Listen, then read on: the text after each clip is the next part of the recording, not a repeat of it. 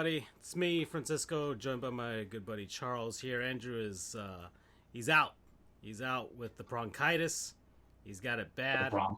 Yep. So he's got it real bad, and so maybe his speaking voice isn't there right now. So I would hope he's getting a lot of gaming time going, because that's what I. Well, I mean, bronchitis is kind of tough.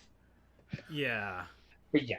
Yeah, and so especially for him, so he's battling that right now. So we don't know when he'll be back, but me and Charles are here, and we're gonna talk about.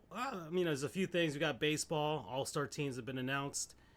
As much as I haven't really been following baseball this season as much as I think I'm gonna need to, given the way things are going. And let's jump into this. So. And I've even got the Marlins game in the background if you're watching this on any other platform, and this is the way you're watching baseball with a obstructed view of a Marlins-Reds game in reverse. You might want to check some other websites. So, but I'm going to put on the screen here the MLB standings and things going on. Then we'll talk about the All-Star teams, because I've just been knee-deep in hockey. Or not even knee deep. I'm drowning in hockey right now. So, and hockey's had some stuff with the. We had the draft. We had opening of free agency, and so has the NBA. I mean, we got some stuff with the Heat as well. We could always talk about that too. Yeah, I guess I should comment. Because there's some longtime guy who has left the team now, and so. It's a fandom show, everybody, but we in that fandom have baseball or sports included. True. So, let me put this on here, and I've got the big screen on in the video version here. And, as far as the NHL is concerned, the Panthers have signed everybody. Everybody's staying. Like legit everybody. Sam Bennett, Brad Marchand, Aaron Ekblad. Tomas Nosek is staying along as well. I think only about maybe 4 or 5 guys have left the team, but only one of them was an impact guy, Nate Schmidt, so far. So pretty much we're going to have 90% of the team returning for a very, very good opportunity to try and go for the three-peat, which in my opinion would be an actual dynasty. But I've seen the point of 2 and 3 years and the salary cap era that this might be, but I really want that 3, because with the third one, there's no argument against it. There's no argument. Oh, that's not a dynasty. It is a dynasty. Nobody can take that away. Nobody can put asterisks next to it. That's what an actual dynasty would be the first one in the NHL since the 80s. For a three-peat. No team has done that in a very long time, and even in sports, right? I mean, who's the last team that's done that? Got to be one of the Lakers teams, man. Right? The Lakers, the Patriots. But I don't think they were a three-peat. Yeah, I don't think they've got. They had like 3 and 4 a couple times, and then it was like the a Warriors. When they flipped with it. Warriors had 3 and 4. Mm-hmm. Yeah, probably those Lakers teams. And then behind that, the Yanks. So it's been a long time. The NHL hasn't had it since the 80s, and So I can't even think. I don't think the NFL has had one. No, well, I mean, probably except for like the old Green Bay days, right? And that doesn't count. Yeah, no, anything pre-Super Bowl. Very small. Yeah. So. And I think it legitimizes, to steal a little bit of that, I think it legitimizes. I think actually dynasties and three-peats are best for teams. The people who hate are the ones whose teams aren't the dynasty, but it does bring the casual fan bases out there. But it does incentivize like sports teams and owners and CEOs actually change some stuff, because you get jealous, and jealousy is what makes you want to do better, right? Well, that's the hope for most teams. But we're gonna look at the MLB standings right now. I got them up here on the screen. So we'll go through the division leaders, and then we'll run through the wild cards and see how those are going. But we'll work backwards. Actually, we'll end with we'll end with our divisions first, because we could just kind of rattle this off. So the NL West, the Dodgers are in first. They've lost 6 games in a row. which has brought the Giants within 5. But So no one ever talks crap about them. God forbid we lose in first place despite true. having all the injuries that we have, right? But no. Preferential treatment. Yeah, and there's always Shohei Ohtani post every day. So Mid. yeah, San Francisco Giants 5 games back in a wild card race. Same thing with San Diego. Same thing with Arizona. But they're 10 games back. They're kind of struggling. They're probably not. They had a lot of injuries. Yeah. Corbin Carroll kind of went cold, and then Corbin Burns. Yeah. Their big free agent signing. Bye. That Tommy John. So you don't win that. So yeah, Arizona's just gonna have to stick with this and just kind of roll through it with the season, and I doubt that they'll be buyers for this at least. But they've got some guys. They've got some guys. Ketel Marte, Eugenio Suarez. He's mashing, and then you have the. It depends on. Yeah. It depends if they keep Terry LeMayo. Because that's look at Baltimore, right? Brandon Hyde, who should not have been fired. We all declaratively agree with that. Gets fired because of injuries and then bad play. Less bad play, but still some bad play. But there goes him. So Terry LeMayo, who deserves to stay on that team. I don't know how pragmatic Arizona is because they've been perpetually in the suck, except for like the last 2 years. Yeah. Colorado's awful. The Rockies are minus 243 in run differential. They've only won 21 games, and they've got 71 losses, and they are well on their way to trying to break the White Sox's record. Given the way that we're almost at the All-Star break here, and they could legitimately be at least knocking on the door of 80 losses by that point. Remember, like a couple of years ago, probably 2 years ago, we were talking about like franchises you should dissolve, and we have both Colorado and Chicago on there, despite they weren't even this record piss poor. I've always said, Rockies fans. Just dissolve. I've it's not really it might be slight jealousy, but it's not really a jealousy anymore the way I think of it with Rockies fans, because you're just jealous that they show up to games no matter how bad the team is. I'm just like, those are just terrible fans. I legitimately think the Rockies fans are the worst in baseball because they don't demand. You have the hardcore, but the rest of the Rockies, as far as the sports town is concerned, like they could care less. Which is like, where's the push? Where's the demand outside of the? We're a bag on that. Yeah, kind of thing, right? where's outside of the Denver Broncos? I think they legitimately don't really care about the other 3 teams, right? That's fair. Well, they care about the Nuggets, I guess. But, no, they Denver is a very secluded thing compared to Colorado. I mean, Denver. I mean, they're all the teams there, right? It's the Nuggets. But you know how it is. The Avs, and they've got good teams right now with the Avs and the Nuggets, but they don't really demand much more from any of those teams, and the Rockies especially. So it's like, it's just a nice time. It's tough with the Nuggets because no matter what, the Nuggets were kind of perpetually good except for that Brian Shaw era. After Malone had not Malone, but George Karl had been fired, right? Yeah. And the Avalanche, I can't speak enough to hockey to go from there. You can, but I'll take your word on that one. The Avs have never had really any big, long down periods. Maybe probably that time between after like Patrick Roy retired, and then they were kind of mid, just kind of lurking around, and then they bottomed out. They got Nathan McKinnon the same year the Panthers got Barkov, and then both teams just kind of had the same sort of trajectory where they both got good around the same time. And the Avalanche won. They won in 2022.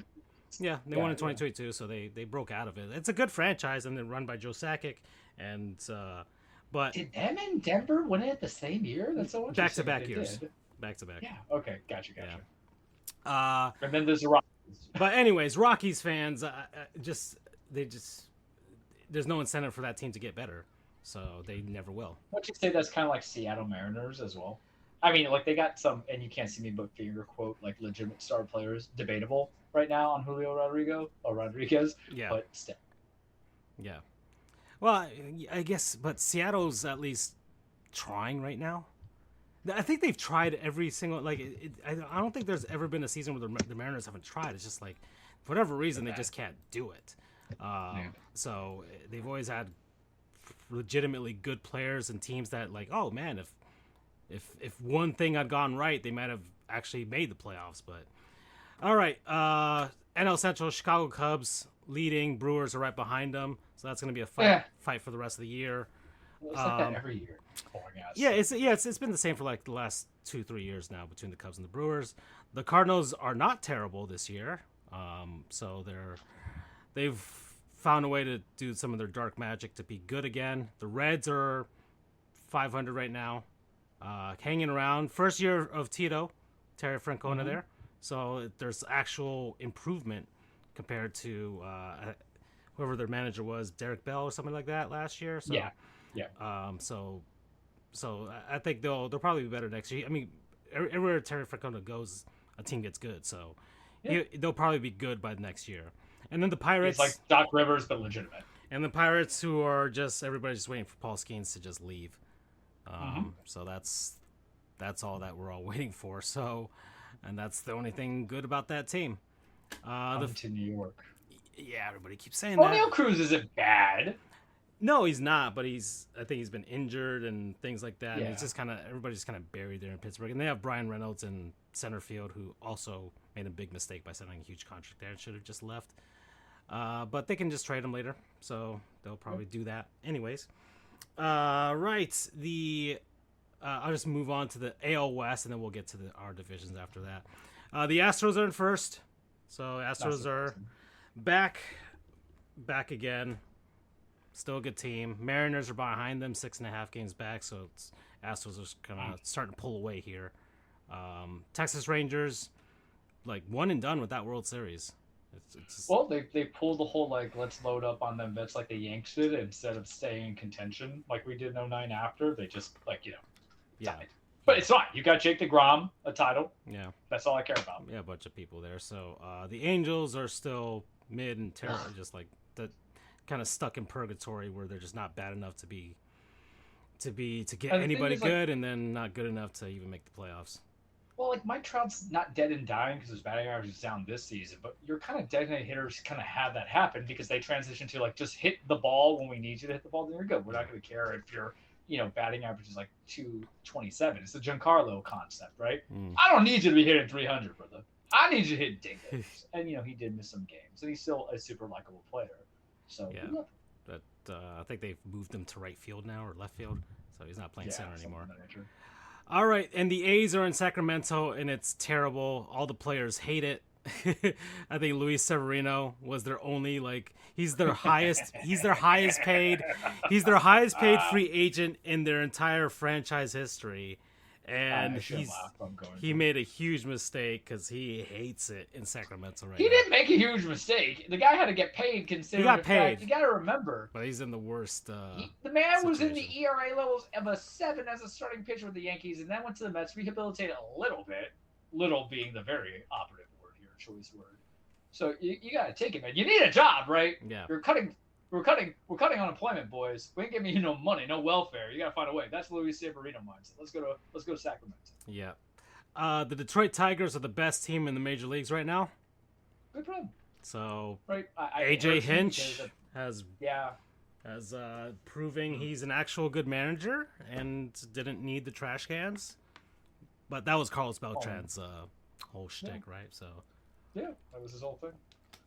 But they had that runner coming into the postseason, and then aside from Screwball, they got Jack Flannery, and then they got, what's his name had a resurgence. They're Javier Baez.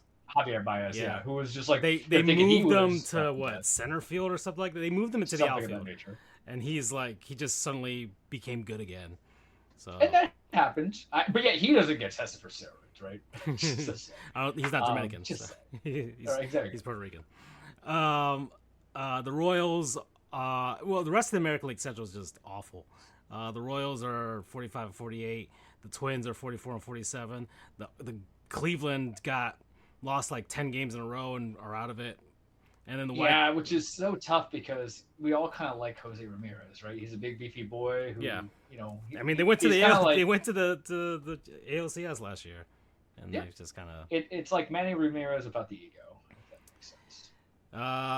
Then the White Sox are still terrible, but not as terrible as the Rockies. Yeah. All right. So NL East, the Phillies are in first. They've been jockeying with the Mets for that lately. So, and every now and then, one team goes on a skid, one team goes on a tear, and then they just kind of trade back and forth with that. Because the Mets lost like 6 games in a row, and then they rattled off 4 in a row. So it all evens out, and same thing with the Phils. So that's how it's going to be until the end of the season for those two teams. The Marlins are in 3rd place. Hell yeah. 42 and 48, still a losing record. I'm probably seeing them in August for my birthday, so hell yeah. Still with a losing record, but they've got a winning record on the road, which is surprising. They've won 11 games in a row on the road, but they're going to lose today because they're playing the Reds right now, and it looks like it's like 5-0. And it's looking like Cincinnati's going to break that streak, but it's fine. It's fine. They're playing above their. I don't know if they're playing above their heads. I don't know if actual Peter Bendix actually cooked. Oh, that's another thing. I forgot. I went to Seattle this year. I don't think we. Yeah. I went to Seattle. No, we did because we were didn't so talk hard about on the that. gaming. Yeah. We integrated Andrew. That's right. You see, this is relevant. We went to I went to Seattle with my dad to watch the Marlins over there, and they won the game over there in Seattle. And I met the Marlins GM, who I've been trashing on social media every now and then. But this season, I've actually been saying, has he cooked? Is he cooking? And I actually met him at the what is it, the public market over there in Seattle, the famous one. So I just kind of just ran into him like, "Are you Peter Bendix?" He's like, "Oh." He's like, "Yeah." I didn't even know you did that.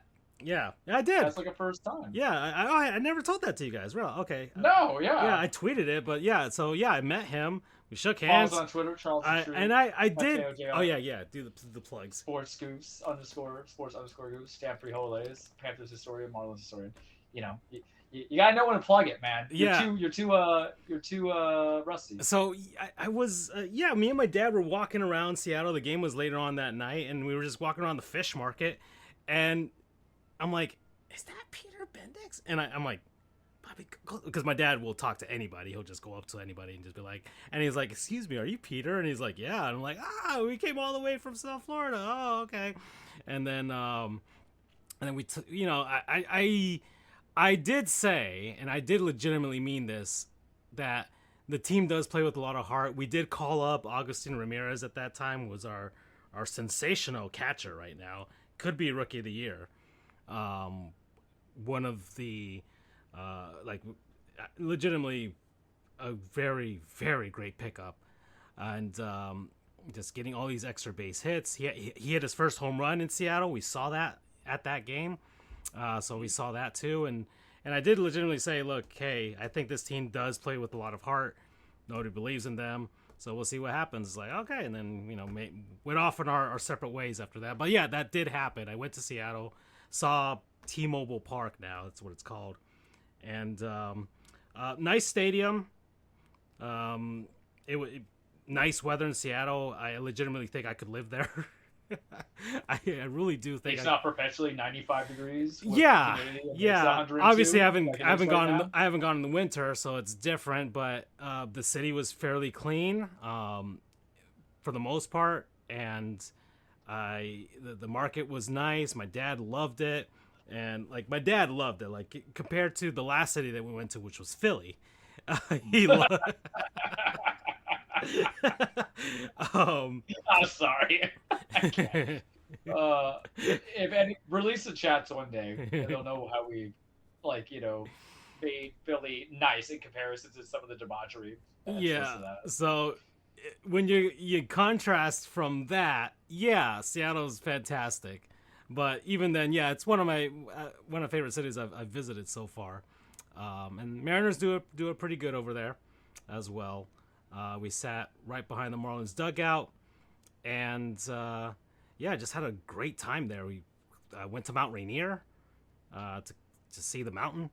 I've never been that outside of Denver. I haven't been that high up in a long time. I just want to tell people that this hoe, and I'm not counting as a curse word, we don't get known those pictures. I'm in that chat. I'm saying photos of my food. I sent you the photo of me jumping into the lake for the dark place. That's true. Yeah, I got that one. I got that one thing. I get no. Everything else I posted on Marlins history, so that's where you should have seen me. Yeah, but fun trip, and I do recommend Seattle. As far as food, all the food is good. I mean, you go out there, you get seafood. That's what you do. Yeah. So Get a lobster roll, man. Call it a day. well, I'd die if I got that, but yeah. Yeah, I know. Well, I'm talking about for me. If I'm there. But no, I don't mind sushi, but sushi to me is an appetizer. I'm gonna mess up some lobster. yeah, we went there. We ate Mount Rainier. We ate out of a train.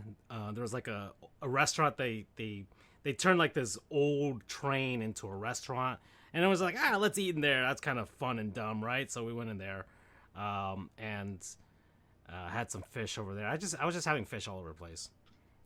So he loves his fish, y'all. I do love fish, so that's also another reason why I think I could live there. I could just live on a all fish diet and be healthy and just die of mercury poisoning. So that'd be great. Yeah. So Seattle, fantastic city. I really liked it. Marlins are doing well right now, and I'm gonna have to start.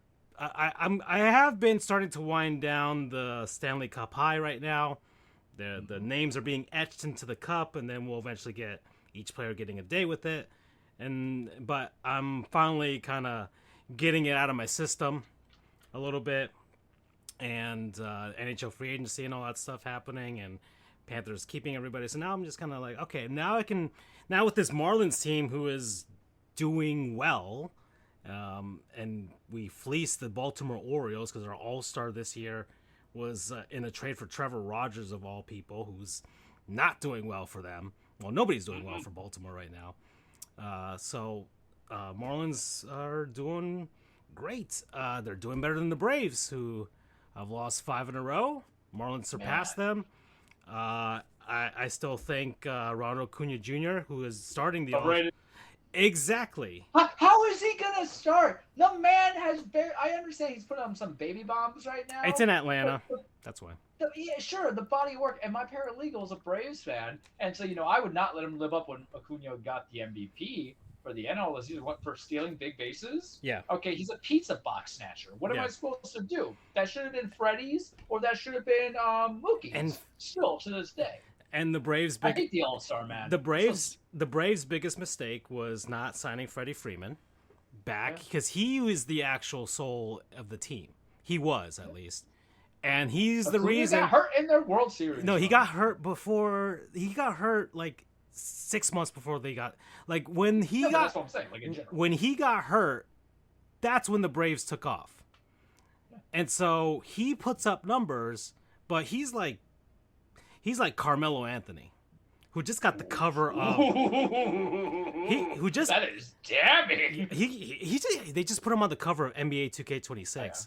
Yeah, no one ever thought about Carmelo. I like Melo. I feel like if he was like in 2022 or 2002, 2005 draft class, it would have been felt different. But he ain't the special one coming out of his draft class, Yeah. And I don't have bad things to say about Carmelo Anthony, but it's just like you stat padded your entire career. Ooh, there were some inflammatory statements. I mean, he did. I mean, I'm not fighting you on it. After man had he had the basically of going to the black hole that is the Raiders kind of thing for a star player of death. That makes sense for anybody who's a cross player fan of any kind of sport, because you had his time in Denver and he was sensational, especially when they tried that terrible project between him and AI. Then he went to New York, and he made New York mildly interesting, but not great, right? Because he got overshadowed by Lynn Sandy. And then you just kind of forgot about him. He was like a fart that gave you a little bit of doo-doo. You forgot about it. What I mean? It's okay. He started bouncing around. He was in with the Trailblazers. And well, I think that was just a quick buyout. Like, hold on. Player we never forget, even though he's going to be a Hall of Famer. Carmelo Anthony.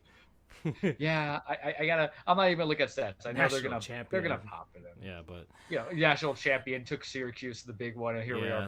And Shea Gilgeous is on the cover. That's fair. That's fine. So it seems ironically, I get the free one with Jason Tatum because I wouldn't have bought it because my pace. All right, so for Melo, he was in Denver from 19 to 26 for about 7 years. He was with the Knicks from when he was like 26 to 32. Then he had like 1 year where he played 78 games at OKC. Oh, that's right. Then He like went to just OKC. 10 games with Houston, and Houston, then dear Lord. 58 with Portland. And I don't even remember like Wasn't he on the? anything. Did he go to Lakers for like? Yeah, his final season with the Lakers. Okay. You know, he played a total of 69 games with them. Nice. But like, you know, say look, man, say what y'all want. I mean, look, his career averages. The guy's career average is 22.5. It's not like he wasn't a scoring option in those weird random stopgaps. Like, you know, OKC when it was 33, 16.2, and then Houston 13.4, and then Portland 15.4, and then Portland again 13. I'm just saying that, but you just forget it. He didn't move the needle for those teams. Yeah, which is what Ronald Acuna Jr. is to the Atlanta Braves. He doesn't tell move that the to needle, the Braves, and he's notoriously played bad in the postseason and even in the World Baseball Classic, he was terrible. And especially since that's a franchise that that they do have to harbor some excellent Hall of Famers that they've had, Chipper, Tom, the rest of that pitching murderers row that they had going in the 90s, right? And then, you know, Freddie walks against the Hall of Fame. Yeah, probably. Yeah. Oh, yeah. I mean, Freddie is like hands down. But should he be enshrined as a Brave? You tell me. I don't know, man.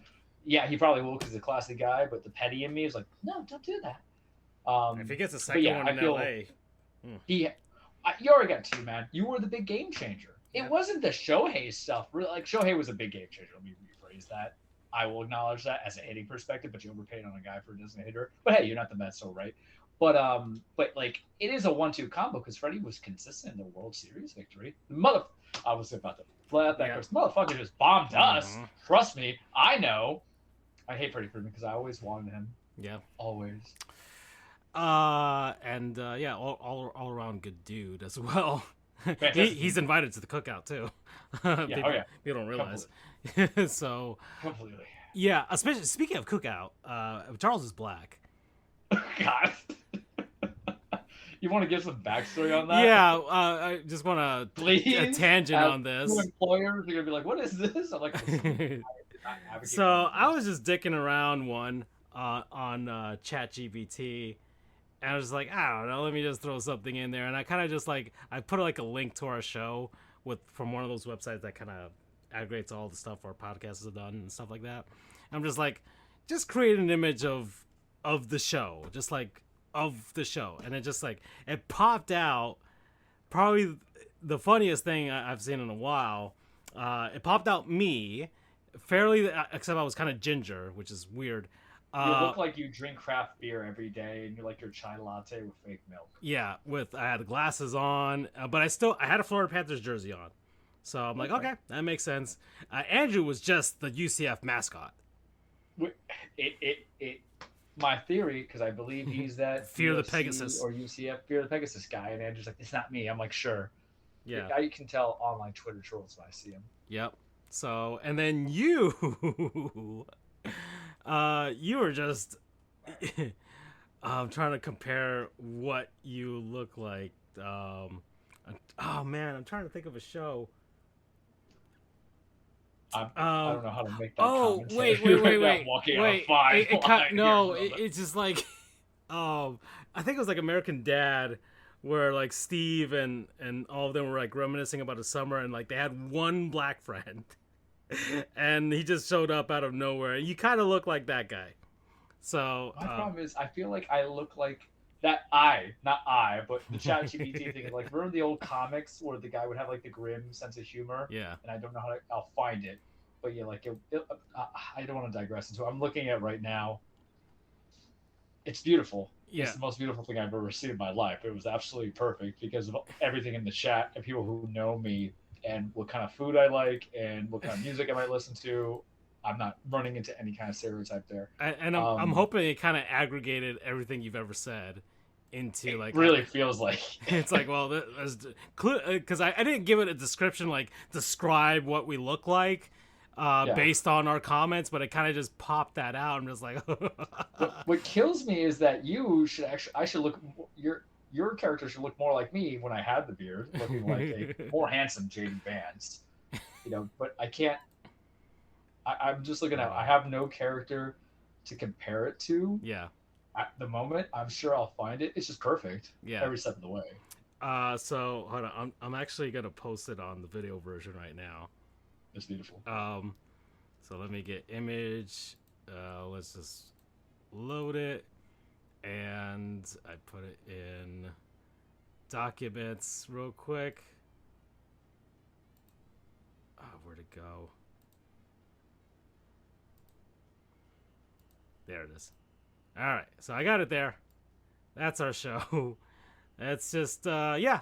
So that's Charles, you know. Perfect. It's perfect to me. And then we just started rattling off, you know, references to the Boondocks and that episode of Aqua Teen when Shake was black for once, and then the episode of Always Sunny when they were black. So much of everything. Speaking of Boondocks, favorite episode. Oh, Booty Warrior, hands down, Yeah. without question. I watch it once a year. It is beautiful as a education on the need for prison reform and how we privatize people. We purposely want to keep them there, and then also the joys of certain things, of orifices. Yeah. I always have to walk the line with what we do for a living when I make statements. Francis could be a little bit more unhinged. I don't get that pleasure. Yeah. That Always Sunny in Philadelphia episode is pretty funny. It's a musical, so just watch it. That's great. That episode of Aqua Teen Hunger Force, where Shake is bitten by a radioactive black man, and then turns into a black version of himself, which is great. Just fantastic way that turned out. Okay. I think it took from my episode talking about how much I love spicy stuff, and they just said, "Oh, let's just make it worse." Here. I think it was like talking about Palm Beach hot chicken, which is excellent, by the way, yes, as y'all all know. I'm gonna have to do that as I'm leaving and play me go to all my greatest hits that I love. So yeah, that was a great tangent there, and yeah, the Washington Nationals are somewhere there. All right, the American League. They just fired. They fired Dave Martinez finally, and then they got. Honestly, I'm surprised he stuck around for that long. I mean, you won yourself a world. Man. You won yourself a World Series, and then you knew the team was rebuilding. There's Dave some. Martinez is the hero. He's Mr. Cushy Job, dude. That's what happened. Yeah, but I get it. Want to leave a shirt thing. Okay. Well, I mean, and like he's got the pedigree now with that title, especially the way that they won it. That he can get a job elsewhere. So just like, okay, fine. That's I'm just surprised. And he will get a job. Yeah. AJ Hinch got a job. He'll get a job. Yeah. All right, American League East.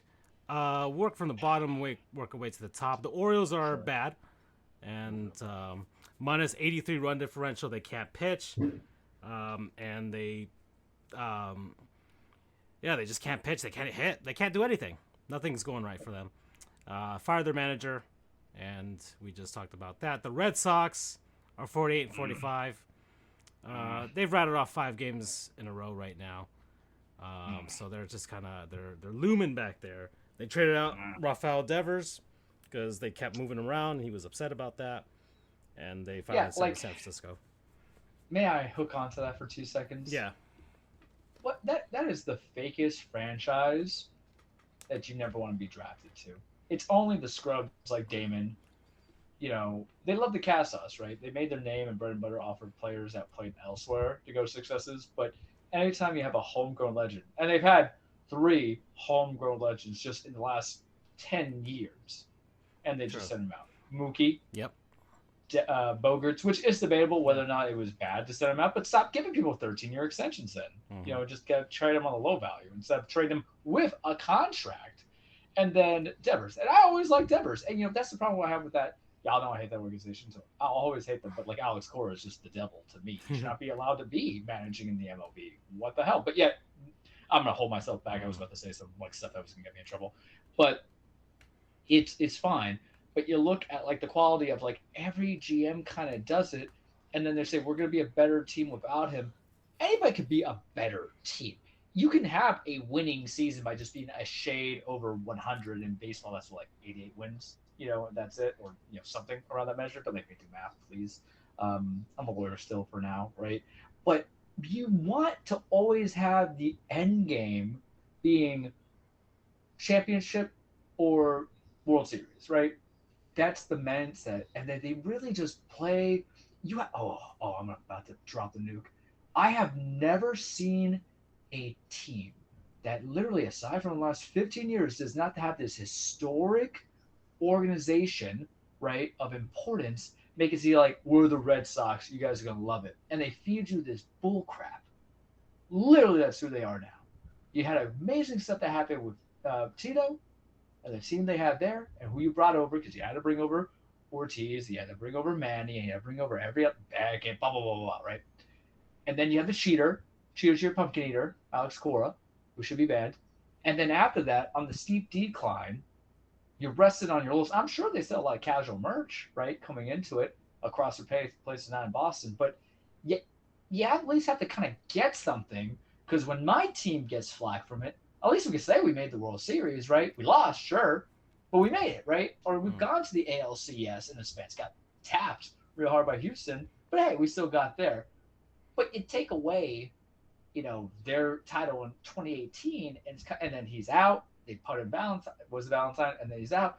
Like, you don't want to pay the people when you can't get that level of production to get you to a NLCS or ALCS conference game, right, or series, whatever you want to call it, and then the World Series. You at least want to get players that a team like the homegrowns, the fans, can want to stay attached to, regardless. All bad teams had it. You guys have had it, right? You trade them away, but there was guys, right? At least more than after you signed the big contract. Giancarlo being the one dude. They're just so arrogant. They're like, we're the Red Sox. You ain't important right now. Recency bias really dictates your report, but your entirety, you don't get that love. It's the reason why the Cubs still get that love a little bit, right? Even though they have that one title from back in 2016, 2014, whatever, 2013. I digress. I can talk about my hatred all day. The Rays are hanging around. Being the Rays. Yeah. Loving that short porch now. Really are, man. Yeah. Really. They're taking Goes back to everything I tell you, dude. Yeah. Short porch in right field at Steinbrenner Field. So somehow, some way, they're going to make the playoffs and host a playoff game there. It's going to be fun. The Yanks, it'd be funny if they faced the Yankees at Steinbrenner Field. Right. And then the George just comes back from the dead. Yeah. All slimy and stuff. Like he just got resurrected. Like, all right, don't embarrass me here. So you both have 50 wins. And then the Blue Jays, who just went on a tear recently. It was a tear. And are now baseball's first about place. those heaters. But the irony to it all is, they're in first. And look, I said Baltimore was going to be a good team. I believe that. Yeah, not Baltimore. Sorry, Toronto. I'm looking at stats as we're talking. Was going to be a good team, and go from there. We just had a bad slide because of the injuries. They went 9-1 the last time. We went 3-7, but like we have 102, run scored, average differential, or runs against, and they only have a plus 20. And I don't know if it's hot enough, but real people know ball, right? And the good thing is that there's still many games to play, but it's one of those things that you are gonna get 3 teams out of the East regardless in the playoffs. So what does it matter anyway if you're not first? We had a bad slide coming into it, but just not Boston. That's all I gotta say. But the same 3 teams are in there now, or the same teams I predicted, and then maybe is 3 spots now for the wild cards in general. Yep. Maybe if Seattle can kind of get the run, they can kind of overtake Boston. But I'm not surprised. It's just there's stuff that I want. We just designated DJ LeMay for Simon Pena's contract. Good. I like him, but the thing is that people who say, oh, you still have to play him through money and do all this stuff. That I just go say, okay, but what are we doing here? We're crying about stuff that doesn't need to be cried about. Just like make it the trade. We do have some all-stars. We have Judge expected. Yeah, let's let me look at the all-star selections.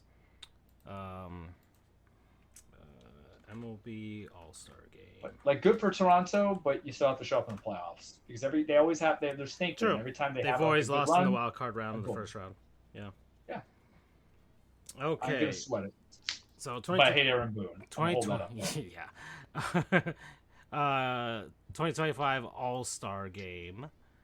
We've got the NL, Will Smith for the Dodgers as catcher, Freddie Freeman at first, Ketel Marte at second for Arizona. Manny Machado, who's got 2,000 hits now with San Diego. Francisco Lindor for the Mets. Acuna Jr. with the Braves. Pete Crow Armstrong for Chicago. Kyle Tucker also for Chicago. And then Ohtani as the DH for the Dodgers there. And the rest of the NL is Hunter Goodman. Somebody had to go for the Rockies. Pete Alonso. Matt Olson. So 2 big bopper first basemen. It's so weird because Olsen was only catching hot now, but the All-Star game is a racket, so what does it matter anyway, right? Yeah, Atlanta. So Brendan Donovan for the Cardinals, Eugenio Suarez, another bopper, Diamondbacks, Ellie De La Cruz, bopper, Reds, Corbin Carroll, Arizona, Kyle Stowers, who we also fleeced Baltimore from. For the Marlins, very good. Yeah, Fernando Tatis Jr. for San Diego, James Wood for Washington, Kyle Schwarber, bopper for Philly. And then the pitchers, Andrew Abbott, Jason Adam, Matthew Boyd, Edwin Diaz, Mackenzie Gore, Clayton Kershaw, who gets the Legends pick for this year for 3,000 strikeouts, Trevor McGill, Freddie Peralta. I saw the funniest thing, someone saying DEI ain't so bad as it Clay. Yeah. Chris Sale, Paul Skeens, who they're debating is whether he's going to start it. Robert Suarez, Logan Webb, Zach Wheeler, and Yoshinobu Yamamoto for the Dodgers. American League, Kyle Raleigh for Seattle. He's tearing up. Yeah, good catcher for Seattle. For a catcher to be leading the league in home runs, bopper, is wild. Yep. Yeah. Vlad Guerrero Jr. first. Gleyber Torres for Detroit. Jose Ramirez. What fresh hell is that? Where I couldn't get Gleyber to be consistent at all for the back nine, and then he just goes off. And like AJ Hinch, whatever Javi Baez is on is what they're on. Yeah. Or it's either some Santero work or something else, man. Like, come on. Yep. Jose Ramirez, Jacob Wilson for Sacramento, Javi Baez and Riley Green for the Tigers, Aaron Judge, and then Ryan Hearn for Baltimore. Those are your starters, by the way. I'm surprised someone from Baltimore and from Sacramento got in there, but they did. You got someone from Colorado, right? Yeah. As far as being a starter is concerned. But reserves, Alejandro Kirk for Toronto, Jonathan Aranda for Tampa, Brandon Lowe for Tampa, Alex Bregman for Boston. Yeah. Former Astro and now a Red Sox. Double cheater. Junior Caminero for Tampa. Jazz Chisholm. I know Andrew's like, please don't be a molester like Juan. Jazz Chisholm, who I still miss him. I always liked him. The fact that he blew up because he was injured for a good portion. He's always going to be injured. He's going to be injured like at least once per season. He's going to miss about 20 games, and then he'll be back, and then he'll be back to his thing. So he's going to be my second baseman Giancarlo mindset. Yeah, exactly. So good for him. I'm happy for him. Thank you. Zach, we love him. Yeah, Zach McKinstry, definitely with that short porch and right for sure. Isaac Paredes, Jeremy Pena for Houston, Byron Buxton for Minnesota, who's actually healthy this year. Bobby Witt Jr. For KC, Julio Rodriguez for Seattle, Brent Rooker for Oakland or Sacramento, whatever. Stephen Kwan for Cleveland, and then Hunter Brown for Houston, Chris Bubik for KC, Aroldis Chapman. Once again, he's somehow with Boston this time. Garrett Crochet. Man's like 38, can just throw 100 still. Yeah. It's amazing. Yeah. I have no hatred in my heart for Aroldis Chapman. Except for the domestic violence. Yeah, well, yeah, obviously we hate that. But in today's modern day politics, we'll forgive the most egregious stuff. Like, how do you get transfer for prostitution, but not human trafficking jury for Puff Daddy? What? What? Y'all know the line of work I do for a living? Come on. Sorry. Let's just let it out there. Jake DeGrom for Texas. He's been stellar. I'm like, the Mets killed him, and he's like, I'm back. Yep. It's okay. The Freed Fab for New York. All right, we got to explain that because we never got into that. So, obviously... We needed a replacement for this year. Yeah, my baby Garrett Cole is injured. It would have been a replacement. It would have been a double. I got two hands, right? And and so Freed, I did total calculations. The Freed FAP is the same thing as the Cole job, where it is like a win and 2 runs or less. That's it. Mm-hmm. You have a total of 12. I was looking, right before we got into baseball. 12. That's ridiculous. You would think it'd be Cy Young, but then there's, Tariq Skubal doing the sack there. And sack, Cy Young, all that stuff. It's just nasty. And you know what? Freed, he doesn't get all the strikeouts I like, and ironically, it's kind of Rodon who does that, who is just so hot and cold. Because Rodon is like the roller coaster, going all the way up. You're like, yeah, this is good. And then there's that one game like, oh, we're about to go 90 feet down full velocity, aren't we? And you just deal with it, right? Why couldn't Garrett come back to me? Damn you, Tommy John. Yeah. Tarek Skubal, Joe Ryan from Minnesota, Andres Munoz from Seattle, Yusei Kikuchi for Anaheim, Josh Hader for Houston, Shane Smith for the White Sox, and Brian Wu for Seattle. Those are your all-star. The American League didn't have a Legends pick, or did they? They did not. I don't No. Well, one would think they put like Bregman, right? Or Giancarlo. Yeah, right. Just comes back for 2 games, like so. Well, actually, it feels like DeGrom would be your legend, right? If we're gonna be honest about it. Yeah. The Bregman thing I say as a joke, he's only like 31, I think. But yeah, I feel like. But DeGrom's just been stellar, killing it, man. It's got like a 2-something ERA coming in. Yeah, and that's the All-Star. That's baseball. That's baseball. All right. Well, we're at 47 minutes, but we had a late start time. It's 9:09. We could do word from our non-sponsors. Sure. People and places and things, concepts, what have you been enjoying over the last week. I'm actually going to recommend a YouTube channel for this one. All right. So, I've been weirdly into mountain climbing and cave diving videos lately. Sure. And scuba diving and things like that, and just things going horribly wrong for people. So, just a YouTube channel that I found called Scary Interesting.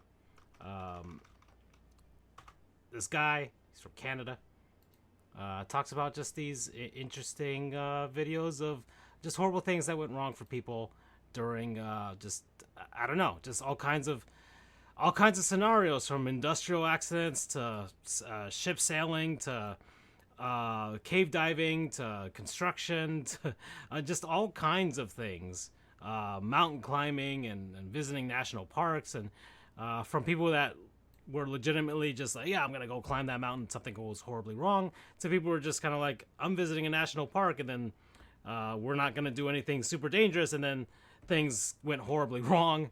Or I'm just at work and I'm just dealing with this industrial equipment and things went horribly wrong. Every now and then somebody survives, which is nice to hear, but for the most part, it's just about things just going horribly wrong, and just kind of interesting. I'm just like, I hope I'm never in that situation ever, for all these things but it's a really, just scary, interesting, right? Just putting yourself in the shoes of, and the accounts of all these people and things that happen. They've got 1 million+ subscribers on YouTube, and it's just kind of nice to listen to while at work. So, just what I've been consuming for the last couple of weeks or so. I don't know, just kind of happened upon them. So all right. Promo code, dear God, yeah, because that's what I'm saying every time I'm listening to one of these. So I'm gonna kind of sound petty here when I say it, because we devoted like an entire show essentially when we first came back. But when we look at these non-sponsors, you got to tell like what brings you some joy and some happiness. So after having a good amount of exposure to it, I know it sounds cheesy and it sounds basic. I was originally going to pick like one of the food places because, I'm going to be changing some aspects of my life and I won't be able to go eat at Pueblo Viejo, but I'm going to have that tomorrow with Derek. So Pueblo Viejo is pseudo non-sponsor. Sandra's not here to take a second one. Fantastic, go get it. They know how to cook chicken, good Mexican joint. I'm going to do a combo of it being Nintendo Switch 2 and the Mario Kart World. I told you, Sometimes I need a brief. All right. I've been about like giving it, and I'll make it And short. good. Well, actually, it's a good segue because that's kind of what we were going to talk about for the rest of the show. Yeah, and so like for me, I know there's some people who, aside from just the typical like clickbaiters who want on Twitter, it's like, okay, why should I kind of get this console? The ability to kind of do the backwards compatibility with the patches has made Pokemon Scarlet just beautiful, fun. Like that's a game I can get lost in. I'm gonna send you Violet, or next time I see you, I'll give you Violet one of the days that I decide what I'm doing with my life. It really made a game that now is super interesting. I don't know how I feel about the open world component of it because I need direction because I got lost into a gym where I'm like, I am not ready to fight these kind of trainers. We cannot battle. You're in your 50s, dog. The hell. But it runs smoothly. I bought that Pro controller too, and it's excellent. I got used to it very well. And then I've just been kind of like devouring Mario Kart Worlds, in a heartbeat. I don't know how much time you popped into it, but now I'm in the 20-hour range. Oof. And mind you, Yeah. like it's just so easy because the minute you like get every character, get every costume. I think I have one character that's left for no reason I just can't get to. It's whatever the Piranha Goomba combo is, right? So there might be a missing person, you know. And then I'm like, all right, I tried out Knockout a little bit to get. I got the gold cups in both the Grand Prix and Knockout, but then I went online, and I'm like, okay, this is not your mother's Mario Kart because I thoroughly enjoyed Mario Kart 8 Deluxe. I think it's the best of them. I'll still hold to it. And the competition that you have online is I was always kind of you played with me on those. You're always kind of steady at 1 through 5. You know what I mean? Mm-hmm. It's kind of steady to be 1 through 5. And then doing Grand Prix, I'm like, all right, still challenging, but I can kind of maybe place well enough, right, to get through 1 through 5. I've got to come once. And then we get Knockout, and then I just feel the rush in my body. I feel that adrenaline where I know I'm structurally good, but I get screwed over by one mega damn block, and I get swamped on, and you're immobile for like 2 seconds, and everybody goes ahead of you. Yep. And I can see myself if I just have them kind of long days, and sometimes that happens. Like right now, I'm playing Mega Baseball, but if I want to play Mario Kart World at the next show, I just don't want to set my Switch to it. I mean, I had it in handheld mode, now I'm just too lazy. But yeah, I need them to do 2 things. One, I need more tracks because it's kind of weird because you have 30 tracks, but I think I need them to fix the component where your tracks are what's connected on the road, or you just got to give me random tracks. So at least give me the option to do that in my game search. You know what I mean? Because there's only so many times I want to do like Toad Factory, Wario, whatever, and then the next thing out, Right. They're still great atmospheres. And then I think, I got to tell you though, like the highlight of this, that I think is superior from 8 is that the weapons box, the mystery box are fantastic because it's good. You get rid of some stuff that's not needed. The Mega Toads, whatever, Mega Mushroom. There we go. Sorry, I'm thinking 5 things at once. The Mega Mushroom's a great addition. The hammer's actually super solid. The ice is okay. Go from there. But you kind of like took away some other stuff. But fix a little bit about like the map selection, or at least give me the option to kind of do free roam map style in my stuff. Or do it like Mario Kart 8. Yeah. Yeah, because I have no problem with it keeping connected. I actually prefer that for like Knockout, because it makes more sense to me because that's the intention Knockout. But if I'm doing Grand Prix, I have not hit Rainbow Road online. You know what I mean? Rainbow Road is the most beautiful Rainbow Road of all the Mario Kart. Yeah, it was the best one. The way that it was revealed was fantastic because you get out of that third race from Peach's castle, and then they just ripped the strand of the Mario movie, where they just Rainbow Road just comes down upon you you just go up into the sky, and then boom, you're there.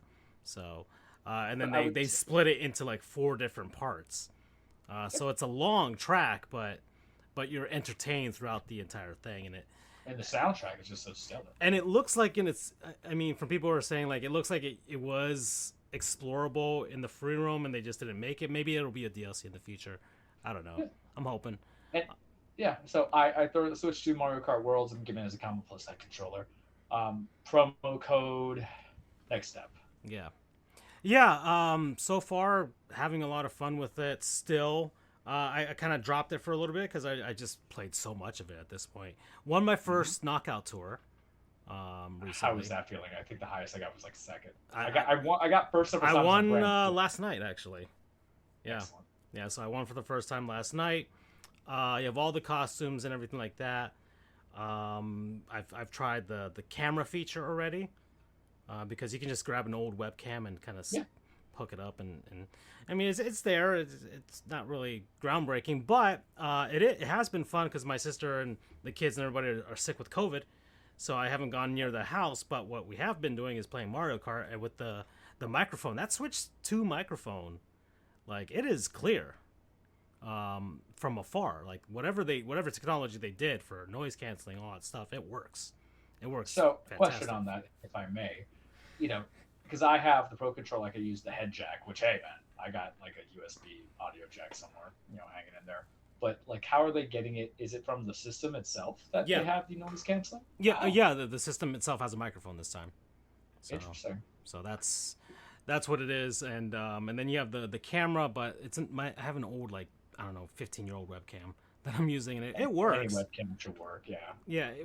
Well, there is a list right now, but I think it's some companies have to do a firmware update, and other ones just don't work. So you just kind of have to go through. I barely like talking on the phone. I cannot envision myself. I bought I bought a webcam, but I was gonna give it to my sister and see how they like it over there, because I'm sure the kids will just like it just to have it. And you just hook it up, and then you just buy like a $40 webcam, and boom, you're there. So you don't have to buy Nintendo stuff this time, which is weirdly generous of Nintendo.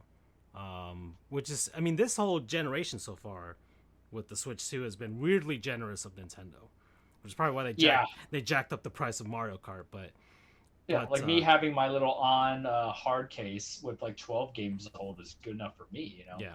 Like, it's just surprising because before they're like, okay, you have to wait for out. Yeah, you have to wait. I mean, the Switch 2 is readily available for anyone that really wants it right now.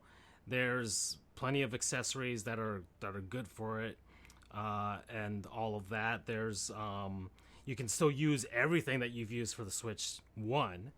It's just that's like, the only downside is you can't turn on the console with your old Switch 1 controllers. But I mean, you just have the other ones. Let's not be lazy. Yeah, you just get up and just turn it on right there. That's it.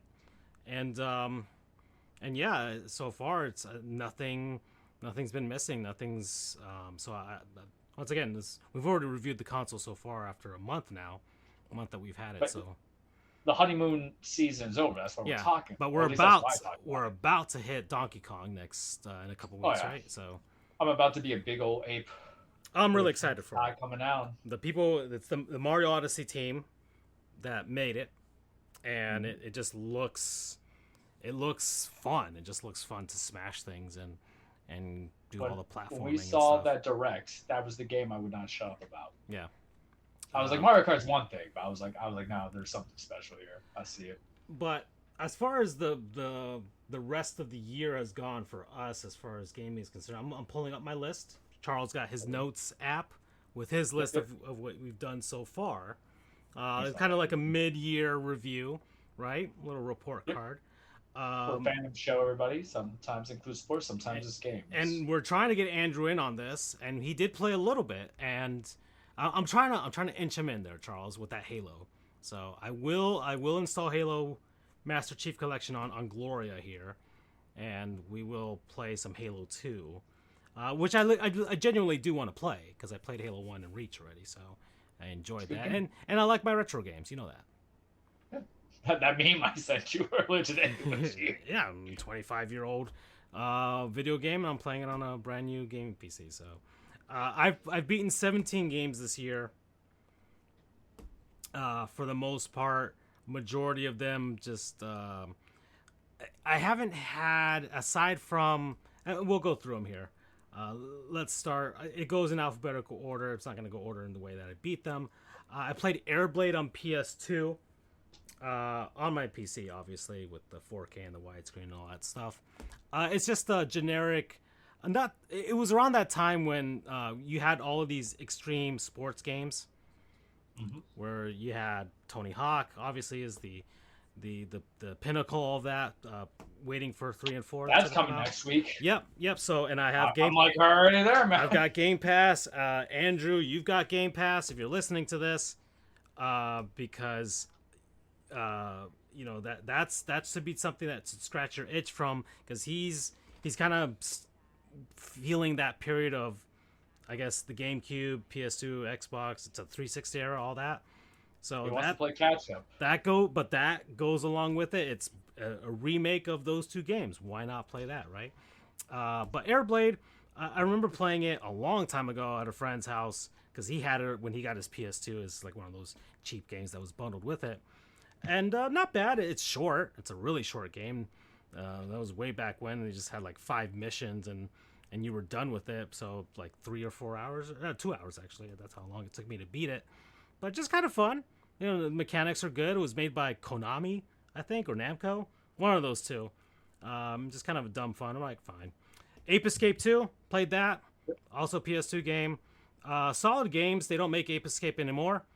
And they did play Astrobot and have that one. They did reference it in Astrobot. So speaking of that, and I give that a 7 out of 10. Both games are 7 out of 10. Just like they're good. They're good games. There's nothing wrong with them. Nothing fantastic about them, but just like solid good time. Astro's Playroom, played that as well.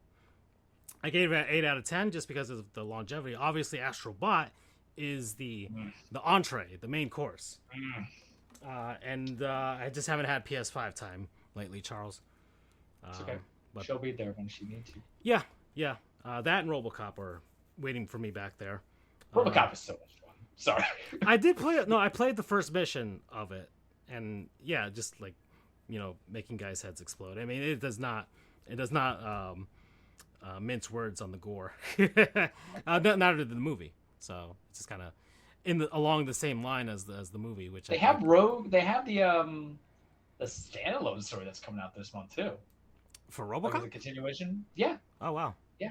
Because Astrobot just keeps getting updates. Well, we will be there, but it's RoboCop. New game is how I'm just gonna talk it because I don't remember the name, but I don't know if it's like a tower thing or Unfinished Business, Rogue City Unfinished Business, standalone adventure. Oh, okay. Omni Tower is their fortress, fine language, so I think it's just a tower game. I see. You put it reasonably, I'm in it. Let's see. I played Bug, which is a Sega Saturn game that one of my friends used to have a long time ago as well, and I saw him play it a long time ago. It had Sonic in it for like one brief cameo. I'm just like, oh, okay. And then I'm like, oh, I want to play this game. It's a 6 out of 10 game. It's just a very, very early platformer concept from way back when. And it is, it's very rough. It's a very rough concept, but not a bad time. Just kind of like you have to be someone like me who consumes games like that. And just like, I know what era I'm in. I lived this before, so I'm okay with this. So that's how that game is. But it's 6 out of 10. Like, I'm not recommending it to anybody who cannot withstand the jank of retro games from that era. Cats Hidden in Paris, which is a dumb game that I played with my niece on her computer. It's just a bunch of cats, and it's just like black and white image of it's like a puzzle thing, like Where's Waldo, except you're looking for a bunch of cats in Paris. So that's what I did for that. Doom the Dark Ages, very good, very fun. I really did like the melee mechanics in this one with the shield and the mace and all kinds of just kind of blunt weapons that you can use to just batter and smash all these demons. So what was so different between that and all the other ones? Because I remember people were trying to say that Dark Ages was not effective, not fun. Maybe you can I think it was. Yeah, it had the shooting aspect of it. If you really just like the shooting and stuff, then there was less of it because they really did put an emphasis on using your shield and using your melee weapon and kind of mixing and matching your weapons that way. So I think maybe some people just didn't like that mechanic of it, but I loved it because in every FPS game that I've ever played that has like a melee mechanic, I just like smashing people in the face with the butt of the gun or punching them or something like that. And Doom kind of gave that to you with Doom 1 and Eternal, but now with or Doom 2016 and Eternal, but with this, it's just like it's like they mixed the Doom guy with like a knight in shining armor, and they just mixed all that stuff together. I'm like, oh, this is great. Just Sir bludgeon things. Gore-a-Lot just blowing up Yeah, demons. yeah. You just bludgeon things. It had big giant mechs, so you were kind of like in a Megazord at the same time. Everybody loves mechs. Yeah, I don't know what anybody complained about with. There was nothing mechanically wrong with it. It's along the same lines as the other games. It's a Doom game. I don't know what more you're expecting, because it's not going to get Game of the Year. It never was that, and There's too many unrealistic expectations of what a game should be when we see a trailer. it's a Doom game. You're there to destroy demons and just fight them, and the Doom guy does not care about what the heck is going on. He's just mad because they killed his pet rabbit, and you just go along with that, and that's what you have to channel. You have to channel the pain of losing a pet. So, and that's what it's all about. I gave it a 9 out of 10 because, like I said, nothing mechanically wrong with it. If you're in it for the lore, I think you're getting way too into Doom, because the developers, Do like you you care even so said, much about stories in games if they're reasonably timed? Like, if you give me a 12-hour game, I'm not going to crap on a game that is average. Like, right? That if you you like give you a higher score. if you wanted some lore, you got it with this game, but because it's a prequel. But at the same time, it's like, what does it really matter? Are we a children of the times? Because guys, I want you guys to realize something. We didn't have Sonic telling us that Robotnik's bad. We just kind of knew, Or right? that people should. We were very gameplay based. When you didn't have a text RPG game, you just kind of put 1 + 1 = 2 logically, right? Ninja Turtles sure are bad. Mario, Bowser, Steel, Peach. There wasn't this depth to it. So I think, it's tough because you can't make great games because it's got to be high budget. It has to have top-notch voice acting. It has to have great animations, great gameplay. And then I think the easiest thing to take away, that if I had to pick one or another, is not a bad story, but like a little bit of a bare bones story. And I can live with that because I would have the great gameplay, high frame rate, good graphics, and I could take a bare bones story. If you give me like text or something like that, not everything has to be like cutscenes too. Like we grew up in the age once we got into 3D models because they couldn't do a lot of the voice acting and stuff like that. Because some of the voice acting in the early that was just atrocious. You get the text logs, right? Yeah, and that's it. Mm-hmm. Yeah, but like I said, Doom is a good game. Jurassic World Evolution, even though I kind of rolled in from 2024 into 2025 with that game, but yeah, you like dinosaurs and building parks, fantastic, play that. But I have World 2, World 3 just came out with that, but I gotta go through 2, and then I'll go through 3 eventually when I get that for free via Epic Games or something like that. Just Cause 2, fun. Just, once again, turn off your brain, dumb fun, just blow things up. I could care less about the story until it got towards the end after I'd played about 40 hours in. I'm just like, I probably should just beat this game. Because I liked the mechanics of the gameplay loop of go into a certain area, collect the items, blow the things up, and then you clear that area. Okay, you just kept doing that from place to place until the end. It's not deep, but just doing that and using the weapons and blowing things up and being Rico Rodriguez and just kind of toppling a third world regime is just fun, but you just don't have to play the story until the end. You're just like, okay, the story is probably like 6 hours long anyways, but if you want to really have a lot of fun with this, you go and just do everything and do all the dumb stuff, which is great. So Just Cause 2, I gave that an 8 out of 10. I played a little bit of it back in the day, and I'm just like, now that I got it at this time, which I think you were the one, because it was the Humble Bundle, and it came with a bunch of, it came with that and Just Cause 3. So I got that. I hope you guys are never drug addicts. Cause I'm like, it's just a little heroin. It's okay. Just put it in your tools. It's like $2. I'm a bad influence. Yeah, I'm a bad influence when it comes to games. Yeah, but I mean, I got 47 hours. By the way, get Marvel Midnight Suns on the free Prime stuff. I got it already. I got it. But I think I already had it from like last year. Right.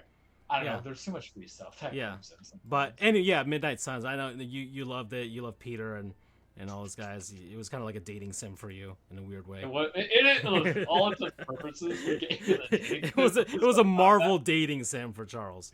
and I absolutely loved it. Yeah, it's like Logan, come over here. And you're like, okay. I just had to love everybody. Okay, Yeah. I need no judgment from you, sir.